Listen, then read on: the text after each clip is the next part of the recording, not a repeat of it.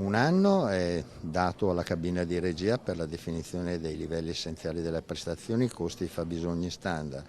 Un anno per l'approvazione della legge d'attuazione, quindi facendoli viaggiare in parallelo, alla fine del 2023 dovremo poter affrontare, valutare e votare le intese stabilite fra Stato e Governo e affidarle al Parlamento. Detta una tempistica precisa, misurabile, il ministro per gli affari regionali Roberto Calderoli, che da Palazzo Balbi, forse non a caso, ha iniziato il suo tour di incontri con i presidenti di regione. Sul tavolo, inevitabilmente, la svolta autonomista che assicura non potrà prescindere dalla definizione dei famigerati LEP, i livelli essenziali di prestazione da garantire in tutte le aree del paese. E a Venezia il ministro leghista non dà soltanto il cronoprogramma della riforma, ma anticipa anche il meccanismo delle intese tra governo e regioni una volta approvata la legge quadro. La questione non è di dettaglio e riguarda l'attribuzione delle materie. Io preferirei considerare la proposta per singola materia, in modo che il Parlamento voti quella singola materia e l'intesa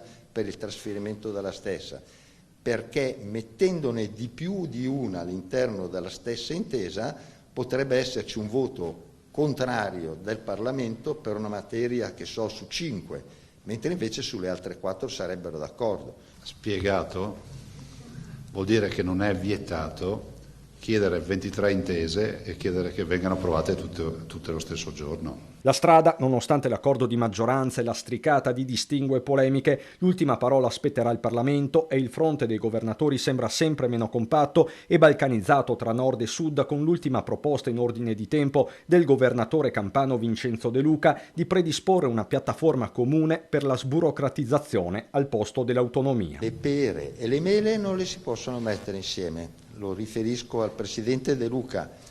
Uno non può dirmi dobbiamo andare a lavorare e lui risponde andiamo in montagna in vacanza, perché la sburocratizzazione di cui mi sono anche occupato in passato con l'autonomia differenziata non c'entra assolutamente niente. A Venezia il ministro riceve i regali di rito, statuetta del Leone di San Marco e bandiera. Da lombardo invidio lo spirito identitario del Veneto, confida. Insomma, nessuna parola di circostanza. L'asse Zaia Calderoli è una questione anche plastica, l'ultima fiche da giocare sul tavolo della politica nazionale. Se non ce la facciamo stavolta con questo ministro non ce la facciamo più.